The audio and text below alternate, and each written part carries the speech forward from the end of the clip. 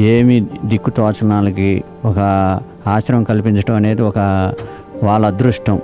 ముందు అనాథలకి మాకు చాలా ఇక్కడ సౌకర్యాలు ఇవన్నీ బాగా నచ్చాయి. వాళ్ళ 3 పూటలు ఆహారం పెడతాం, టయానికి వాళ్ళకి మందులు ఇవ్వటం కానీ చేయటం ఇవన్నీ చాలా మంచిది. ఇవన్నీ ఇలా చేయాలని ఇంకా ఇంకా ఎంతమందినో ఆశ్రమం కల్పించి ముందు ఇంకా ఇది చేయాలని నేను కోరుకుంటున్నాను. పుణ్యలింగేశ్వర స్వామి గుడి కూడా అది కూడా ఒక అదృష్టం ఇక్కడ నిర్మించటం. వాళ్ళకి అనాథలకు కూడా ఆ శివయ్య స్వామి భగవంతుడు అండగా ఉండటం చాలా అదృష్టం. అది ఇక్కడ 12 జ్యోతిర్లింగాలు కూడా నిర్మించటం కూడా అది ఒక అదృష్టం. ఇక్కడికి వచ్చే భక్తులు కూడా ఆ కానుకల వల్ల వీళ్ళకి కూడా టయానికి కొంచెం అన్నం అది ఆహారం కూడా అందుతుంది. వాళ్ళు ఇచ్చే కానుకలకి దానివల్ల వాళ్ళు కూడా తృప్తిగా ఉంటారు అందరూ.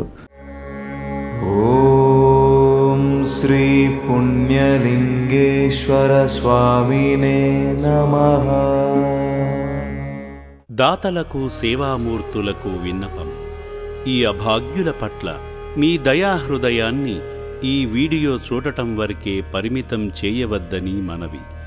ఈ అనాథుల అన్నదానం కోసం విరాళాల రూపంలో అయినా, బియ్యము, పప్పు, కిరాణా రూపంలో అయినా సాయం చేస్తే పుణ్యం పొందినవారవుతారు.